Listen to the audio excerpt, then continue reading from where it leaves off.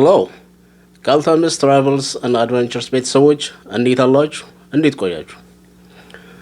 ውድ ቤተሰቦቼ ስሜ ጋልታምቤ ሻራ ይባላል። ለዚህ ቻናል አዲስ ከሆናችሁ ፕሊዝ ይህን ቻናል ላይክ፣ ሰብስክራይብ እንዲሁም ሼር በማድረግ ቤተሰብ ይሁኑ።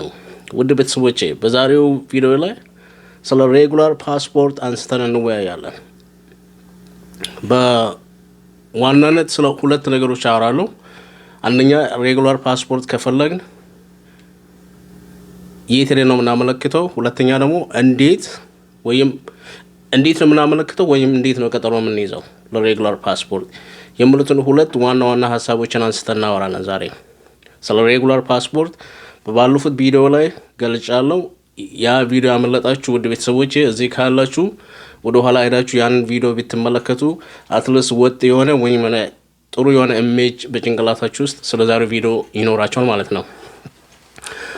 ወደ ዋና ጉዳዮች ከመግባቴ በፊት ውድ ቤተሰቦቼ ከዛ በፊት አንድ ነገር መናገር ፈልጋለሁ። እሱም ስለ ኤርጀንት ወይም ኤመርጀንሲ ፓስፖርት እና በሬጉላር ፓስፖርት መሀል ያለውን ልዩነት ጥቂት ነገሮችን አንስቼ አወራቸዋለሁ። እሱን ከተናገርኩ በኋላ ቀጥታ ወደ ነጥቤ እገባለሁ። በመሰረቱ ያው ፓስፖርት ነው። አገልግሎቱ ያው አገር ውስጥም ከሀገር ውጭም ትራቭል ለማድረግ ነው።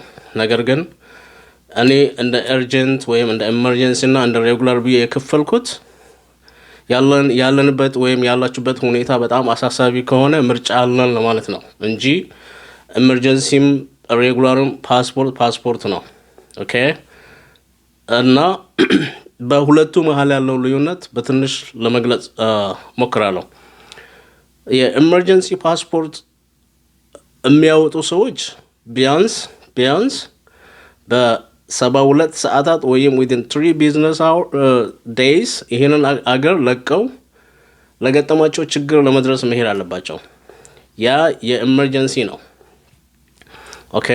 ስለዚህ ኤመርጀንሲ ሳወጡ ባለፈው ቪዲዮች ላይ እንደነገርኳችሁ ፕሩፍ ወይም ያንን ኤመርጀንሲ ኬዝ አፕላይ የምታደርግበትን ብዙ አይነት ሪዝኖችን ባለፈውም ጠቅሻለሁ ማቅረብ ይኖርባቸዋል ማለት ነው በኤመርጀንሲ ኬዝ የምትሄዱ ከሆነ። ይሄኛው ሬጉላር ግን ይለያል። ሬጉላር በጣም ስሙዝ የሆነ ፕሮሰስ ነው። ምንም አይነት ፕሩፍም አያስፈልግም። እናንተ ሳትጣደፉ በማንኛውም ጊዜ በፈለጋችሁት ሰዓት ላይ ያንን ፓስፖርት ማውጣት ትችላላችሁ ማለት ነው። ለምሳሌ 2026 ላይ እናንተ ወይ የሆነ አፍሪካ ወይም ኢትዮጵያ ወይም የሆነ ቦታ መሄድ እቅድ ኖሯችሁ ከሆነ 2025 ያንን የሬጉላር ፓስፖርት አፕላይ አድርጋችሁ በእጃችሁ መያዝ ትችላላችሁ። ያንን ልክ 2026 ስመጣ በእቅዳችሁ መሰረት ትሄዳላችሁ ማለት ነው።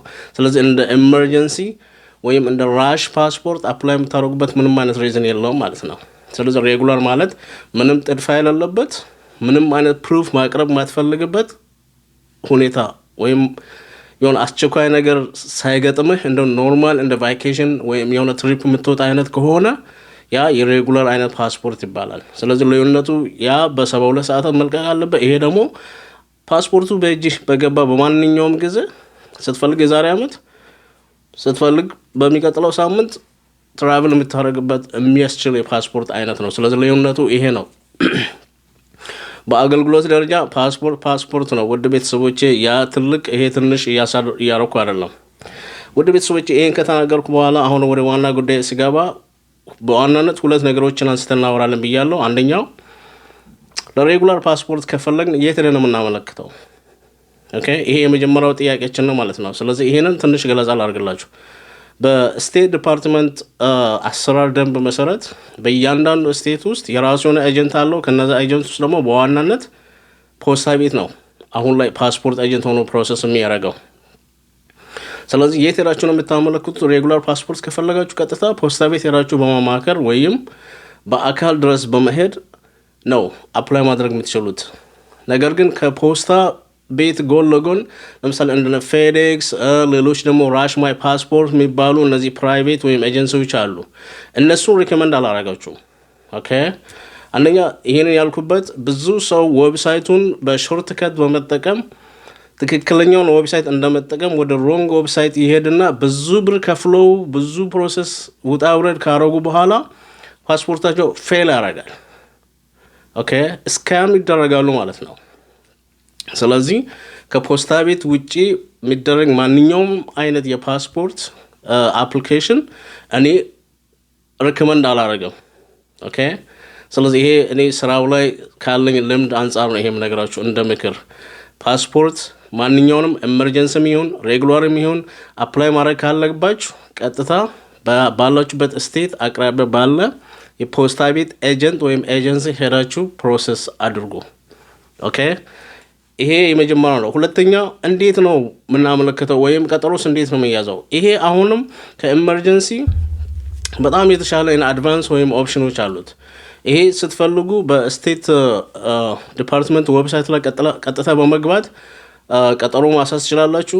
ሁለተኛው ኦፕሽኑ ደግሞ 800 ነምበር በመደወል ቀጥታ ቀጠሮ ማሳስ ትችላላችሁ። ግን ኤመርጀንሲ አይደለም which is obvious።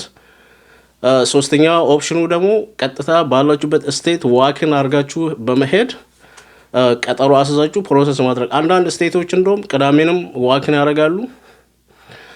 እንደገና ከሰኞ እስከ አርብም ዋክን አለ ቀጠሮ ማይጠይቁ ፓስፖርት ኤጀንቶች።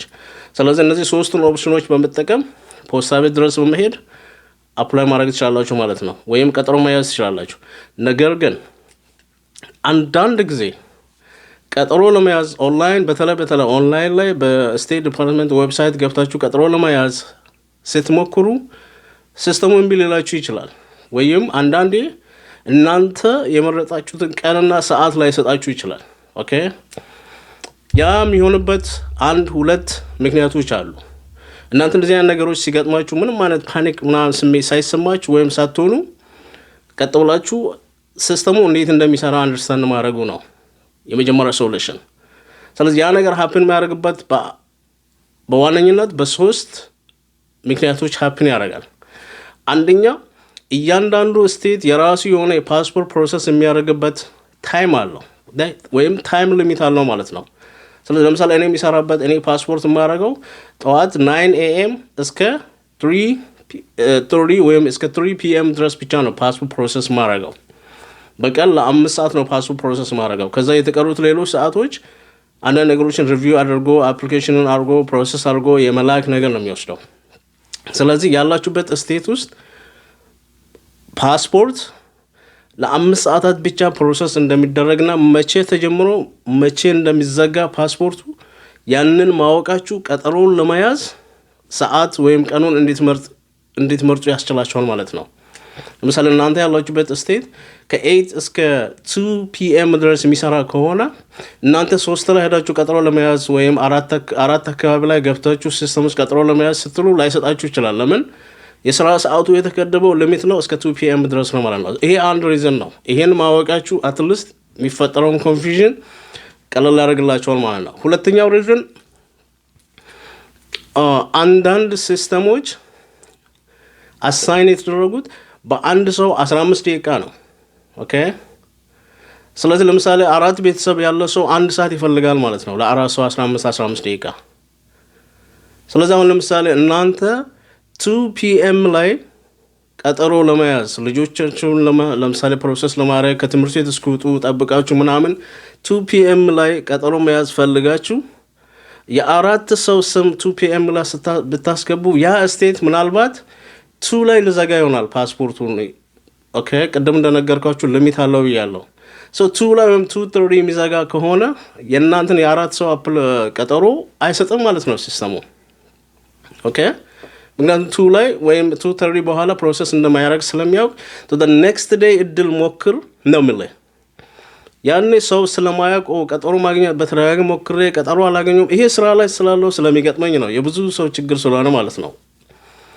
ስለዚህ ያኔ እናንተ 4 ሰው ወይም 5 ሰው ከሆናችሁ አትሊስት ስቴቱ ፓስፖርቱን ከስንት ሰዓት ጀምሮ ስንት ሰዓት ላይ ነው የሚዘጋው የምላውን ማወቅ ያለባችሁ ማለት ነው። እና ያንን ማወቃችሁ የሚጠቅመው አያችሁ ስንት ሰው በስንት ሰዓት ያስፈልገናል የምለውን ለማወቅ በጣም አንድ ሰው ከሆነ 15 ደቂቃ ነው። ኦኬ አብዛኛው ጊዜ ሲስተሙ ለአንድ ሰው ለሁለት ሰው ቶሎ ነው ኦፕሽኑን የሚሰጠው። ለምን 15 ደቂቃ ለሁለት ሰው 30 ደቂቃ ነው።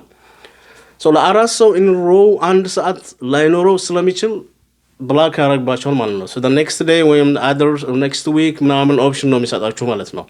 so ይሄ ሁለተኛው ሪዝን ነው። ሶስተኛው ሪዝን አሁንም አንዳንድ ሲስተሞች አሳይን የተደረጉት ላስት ኔም ያላቸውን ሰዎች በአንድ ቋት ውስጥ ማስገባት ይፈልጋል። ለምን?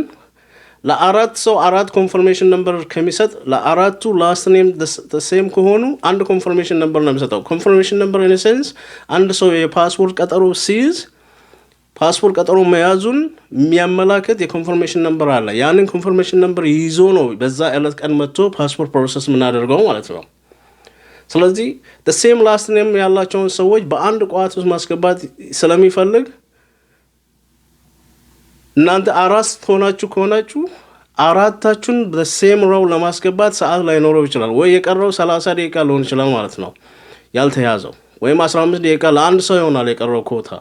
ሶ አራታችሁን በላስት ኔም ማስገባት ስለማይችል ወይ ሲስተሙ ምን ያደርጋል? ብላክ ያደርጋል። አሁንም እንደ ሁለተኛው ስቴፕ ወደ ኔክስት ዴይ ኤክስቴንድ እንድታደርጉ ኦፕሽኖችን ይሰጣቸዋል ማለት ነው። ኦኬ ለምሳሌ ሁለት ላስት ኔም ያላቸው ሰዎች 30 ደቂቃ ይሰጣቸዋል ማለት ነው። ለምን? ሴም ላስት ኔም ነው። በአንድ ቋት ለሁለቱ ሰዎች አንድ ኮንፈርሜሽን መስጠት ስለሚፈልግ ማለት ነው። ኦኬ ሶ እንደዚህ ይሄ በጣም ሪየር ነው፣ ግን እንደ ሶስተኛው የምክንያት ሊሆን ይችላል ማለት ነው። ኦንላይን ላይ ብዙ ጊዜ ቀጠሮ ሲያዝ የሚያስቸግርባቸው እነዚህ ሶስቱ ምክንያቶች ናቸው። ሆኖም ግን ውድ ቤተሰቦቼ ሁሌም ኦፕሽን አለ፣ ለምንም ነገር ኦፕሽን አለ። አሁን እንደዚህ አይነት ችግሮች ኦንላይን ላይ ሲገጥማችሁ ምንድነው መፍትሄ ማድረግ ያለባችሁ? ስፕሊት ማድረግ። ለምሳሌ ከሁለት በላይ ከሶስት በላይ ቤተሰቦች በአንድ ቀን ፓስፖርት ፕሮሰስ የምታደርጉ ከሆነና ሲስተሙ ያንን ቀጠሮ ለመያዝ የሚያስቸግሯችሁ ከሆነ ስፕሊት ማድረግ ገብታችኋል። እንደ ሴም ዴይ ግን ሰዓቱን መከፋፈል፣ ዲፍረንት አወር መምጣት። ለምሳሌ 4 ሰው ከሆነ ሁለት ሰዎችን 12 PM ላይ ማድረግ፣ ከዛ ሁለቱን ደግሞ 2 PM ላይ ማድረግ። the same day ለምሳሌ ሮብ ከሆነ ቀኑ ሮብ 12 ሰዓት ላይ ሁለት ሰው ይቅርታ፣ እንደገና 2 ሰዓት ላይ ደግሞ ሁለት ሰው 4 ሰው the same day ፓስፖርት ቀጠሮ ይዞ ፕሮሰስ ማድረግ ይችላል ማለት ነው። ይሄ the best option። አብዛኛው ሰው እኛም የምንመክረው ሲመጡ በተለይ በቤተሰብ መጥተው ፓስፖርት ፕሮሰስ ለሚያደርጉ ሰዎች ይሄ በጣም best way ነው። ስለዚህ ስፕሊት በማድረግ ይሄንን የሚፈጠረውን የኦንላይን ላይ የቀጠሮ ብልሽት ማስተካከል ይቻላል ማለት ነው። this is the only best option ማድረግ የምትችሉት ማለት ነው። ውድ ቤተሰቦቼ በዚህ መሰረት እነዚህን ነገሮች በጭንቅላታችሁ ውስጥ ይዛችሁ ፓስፖርታችሁን በፈለጋችሁት ቀን በፈለጋችሁት ሰዓት ፕሮሰስ ማድረግ እንደምትችሉ እነግራችኋለሁ ወይም ልነግራችሁ እወዳለሁ። ምክንያቱም እኔ ስራው ላይ ያለውን ችግር በጣም ስለማወቅ፣ ምክንያቱም አብዛኛው ሰው የኤጀንቶችን አሰራር ባለማወቅ የተነሳ እኔ ከስራ መውጣው 3 PM ነው፣ ከስራ እንደወጣው ቀጥሎ ለመያዝ ብል አልሰጠም አለኝ ባኪ ይላል። which is he's right ሞክሯል፣ ግን አሰራሩን ባለማወቁ የዛ የድርጅቱን አሰራር ሰዓቱን ሊሚት መሆን አለመሆኑን በደንብ አንደርስታንድ ባለማድረጉ ብዙ ጊዜውን ገሏል ኦንላይን ላይ ቀጥሮ ለመያዝ። እና ውድ ቤተሰቦቼ ይሄ ለእናንተ እንደ ጥሩ ሂንት ይሆንና ፓስፖርት ፕሮሰስ ማድረግ ካለባችሁ እንግዲህ ቀጠሮ መያዝ በጣም ግዴታ ስለሆነ ነው ይሄንን ቪዲዮ ይዤ የቀረብኩት። ምክንያቱም በስቴት ዲፓርትመንት ህግ መሰረት ማንኛውም ሰው ፕሮሰስ ፓስፖርት የሚያደርገው ኤክሰፕት ሪኒዋል የሚያደርግ ከሆነ ፓስፖርት የሚያሳድስ ከሆነ ብቻ ነው ቀጠሮ ማይያዘው። እንደ አዲስ አመልካች ኢዘር ኢመርጀንሲም ይሁን ሬጉላር ፓስፖርትም ይሁን የዲፕሎማቲክ ፓስፖርትም ይሁን ማንኛውም ነገር በቀጠሮ ነው። ለዚህ ነው ይሄ ቀጠሮን ነገር በጣም ሲሪየስ አድርጌ በዚህ ቪዲዮ ላይ ይዤ የቀረብኩት። ውድ ቤተሰቦቼ ይሄንን ቪዲዮ እንደዚሁ ባጭሩ ለመግለጽ ሞክሬያለሁ። ምናልባት ያልገባችሁ ጥያቄ ካለ በኮሜንት ስር መጠየቅ ትችላላችሁ። ቀደም ብዬ እንደነገርኳችሁ ይሄንን ቪዲዮ ከወደዳችሁ ያስተምራል፣ ትንሽ ግንዛቤ ያስጨብጣል ብላችሁ ካመናችሁ ይሄንን ቪዲዮ ላይክ፣ ሰብስክራይብ እንደውም ሼር በማድረግ ቤተሰብ ሆኖ ላለው በሚቀጥለው ቪዲዮ እስክንገናኝ ድረስ መልካም ጊዜ